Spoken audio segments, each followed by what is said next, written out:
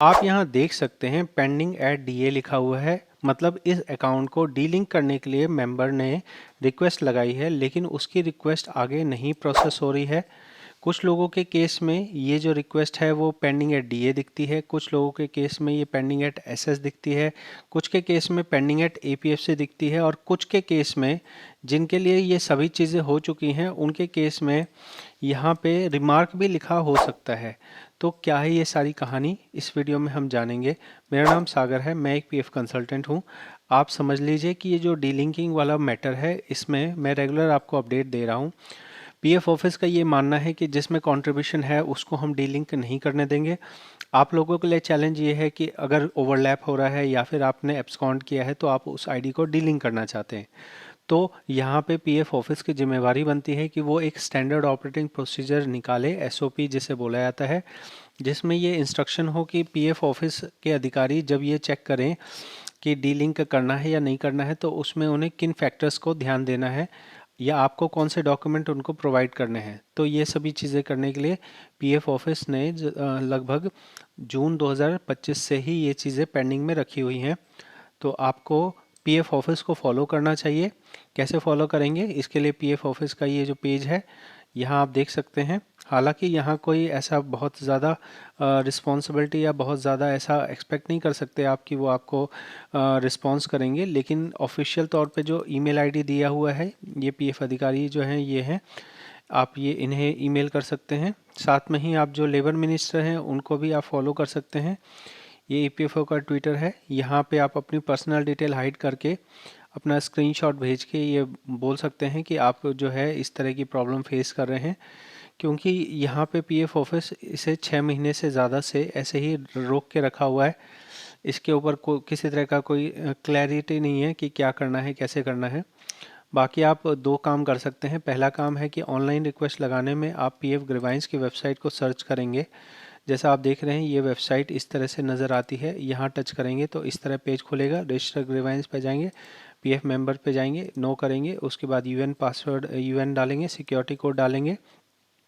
फिर आपकी जो आईडी के अंदर ये मैटर आपका पेंडिंग है, जैसे मैं इस अकाउंट को अभी ओपन कर रखा है मैंने, इस अकाउंट में दिख रहा है मुझे कि पेंडिंग है डीए नज़र आ रहा है डीएसएनएचपी के अंदर।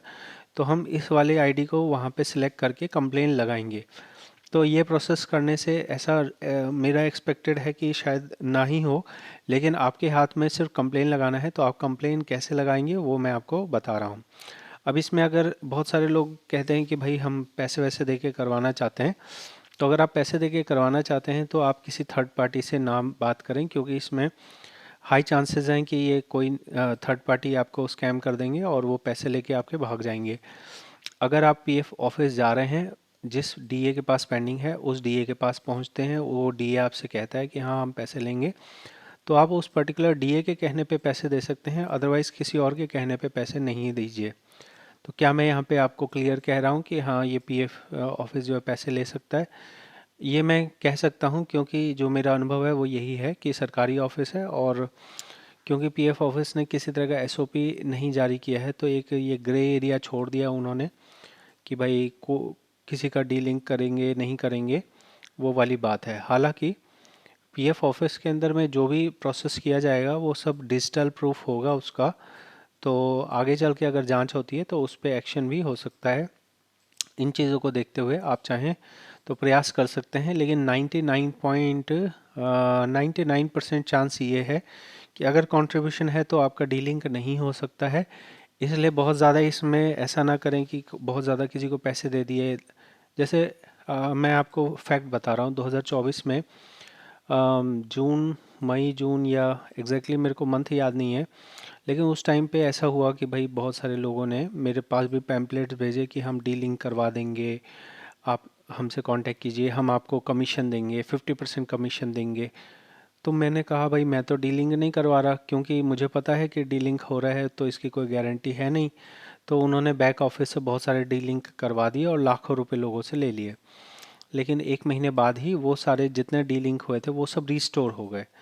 तो जितने लोगों ने लाखों लाख रुपए देके वो डीलिंग करवाए थे उन सब का नुकसान हो गया। तो ऐसा आपका भी नुकसान हो सकता है। इसलिए किसी को भी इस तरह का प्रोसेस करने के लिए पेंडिंग एट डीए के लिए आप पैसे ना दें। अगर पर्टिकुलर ऑफिस जा रहे हैं, वहाँ जाके पीएफ अधिकारी जिसके पास पेंडिंग है वो किसी तरह से बोलता है कि हाँ हम पैसे लेंगे कर देंगे, तो आप दे सकते हैं। ये पीएफ अधिकारियों को भी पता रहता है।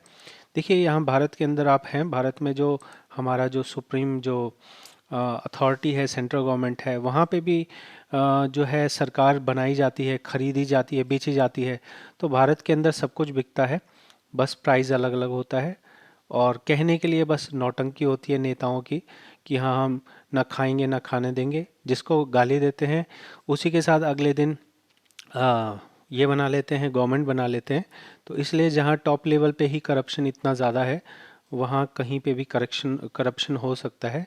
लेकिन ये स्टैंडर्ड प्रैक्टिस नहीं है। 90% केसेस में पीएफ ऑफिस में पैसे नहीं लेते, 10% केसेस में पैसे लिए जाते हैं, दिए जाते हैं, सबको पता रहता है। बस ये काम चोरी छुपे होता है। लेकिन आपको यही मानना है कि 99% चांस है कि ये डीलिंग आपका नहीं होगा। आप ये इस मैटर को ऐसा ही रहते हुए आप आगे प्रोसेस कर सकते हैं। बस ये जो पेंडिंग में पड़ा हुआ है इसको रिमूव करना चाहिए। तो अगर पीएफ ऑफिस में कोई देख रहा है तो काइंडली, अगर आप इन पॉलिसीज़ को आप नहीं ला रहे हैं तो ये जो पेंडिंग में रिक्वेस्ट लगी हुई है इनको आप हटाने का ऑप्शन दीजिए, ताकि ये लोग अपनी रिक्वेस्ट वगैरह को यहाँ से रिमूव कर सकें। क्योंकि जब आप सर्विस हिस्ट्री कहीं शो करते हैं तो वहाँ लिखा आता है पेंडिंग एट डीए, जो कि बहुत ही गलत लगता है। वो गलत इंप्रेशन जाता है कि ये आदमी इस आईडी को डीलिंक करना चाहता है। क्यों डीलिंक करना चाहता है उसको जस्टिफाई करना पड़ता है। इसलिए आपसे रिक्वेस्ट है पीएफ ऑफिस के अधिकारियों से कि अगर आप इसको हटा नहीं सकते हैं तो एटलीस्ट यहाँ पे डिलीट करने का ऑप्शन दीजिए। क्योंकि मज़े की बात यह है कि पेंडिंग एट डीए आ गया, आप 3 महीने से कोई काम नहीं कर रहे उस पर, और आप यहाँ पे इसे डिलीट करने का ऑप्शन भी नहीं दे रहे। मतलब हमने एक बार रिक्वेस्ट डाल दी तो वो हमारे हाथ से चली गई। अब वो 2 महीने रहे, 4 महीने रहे, 6 महीने रहे, 10 महीने रहे, 1 साल रहे, 2 साल रहे, हमारे हाथ में कुछ है नहीं। So this is totally nonsense. This is totally typical government behaviour, जहाँ पे जो है दिमाग की कमी और लॉजिक नाम की कोई चीज़ नहीं होती है। क्या आप मेरी बात से सहमत हैं? ये आप कमेंट में बताएं। और अगर पीएफ अधिकारी ये वीडियोस देख रहे हैं तो ये समझिए कि ये लोगों के लाइवलीहुड का क्वेश्चन है। आप इस मैटर में ज़रूर से एम्प्लॉयज़ को हेल्प कीजिए, क्योंकि ये जो थोड़ी बहुत सर्विसेज रहती है वो सर्विसेज की वजह से उनको फ्यूचर में जॉब नहीं मिलती। जैसे इस पर्टिकुलर केस की मैं बात बता रहा हूँ आपसे। ये पर्टिकुलर केस में एम्प्लॉय जो है कहीं किसी और जगह जॉब नहीं की इसने, इसके किसी रिलेटिव ने कहा कि अरे ऐसे पॉलिसी है जिसमें आपको हम इंश्योरेंस एजेंट जो है बन जाओ आप, और आप बस अपने रेफरेंसेस शेयर करना और हम आपको कमीशन दे देंगे। तो इसने बस अपनी बेसिक डिटेल दी कि भाई हाँ ठीक है, हम मेरे को कमीशन मिल जाएगा, मेरे रिलेटिव्स को मैं पॉलिसीज़ भेज दूंगा। और उन्होंने उसका आधार कार्ड लेके उसको अपने सर्विस में एम्प्लॉय दिखा दिया विदाउट एनी कंसेंट। तो अभी इसमें मेंबर की कोई गलती नहीं है। इंश्योरेंस कंपनी ने बिना जानकारी के इनको एम्प्लॉय बना दिया, और एम्प्लॉय बना के इन्हें ज़बरदस्ती इनकी आईडी बना दी। अब ये जेन्युइन केस है कि ये इसे डीलिंग करना चाहते हैं, लेकिन पीएफ ऑफिस ने इसका कोई रास्ता नहीं छोड़ा है, इसका कोई प्रोसेस नहीं छोड़ा है। अब इसकी वजह से अगर कोई सर्विस इनकी देखेगा तो वो देखेगा कि इन्होंने गलत किया है, इन्होंने डुअल एम्प्लॉयमेंट किया है, वो भी 1-2 महीने का नहीं, लगभग 1-1.5 साल का इन्होंने कंपनी वालों ने इनके रिकॉर्ड में सर्विस डाल दी। और पीएफ ऑफिस क्या कर रहा है? कुछ नहीं कर रहा है। आपका क्या सोचना है, क्या कहना है, ये बताएं। जो भी मैं वीडियोस बनाता हूँ 100% प्रैक्टिकल वीडियोस होती है। एक भी वीडियो ऐसी नहीं है जो मैंने बनाई हो और जिसमें मैं प्रैक्टिकल ना जानता हूँ। तो आपको इस चैनल से बेहतर प्रैक्टिकल जानकारी कहीं नहीं मिलेगी। आप चाहें तो ट्राई कर सकते हैं। आपका कोई सुझाव हो तो ज़रूर कमेंट में बता सकते हैं। मैं भी आपकी इसमें, ऐसा नहीं है कि मेरे को आप अप्रोच करें कि आप पैसे लेके करवा दो। मेरे पास ऐसा कोई सोर्स नहीं है कि मैं पैसे लेके इसको करवा सकूं। इसलिए इसके लिए सॉरी टू से, बट मैं इसमें हेल्प नहीं कर पाऊंगा आपकी। बहुत बहुत धन्यवाद।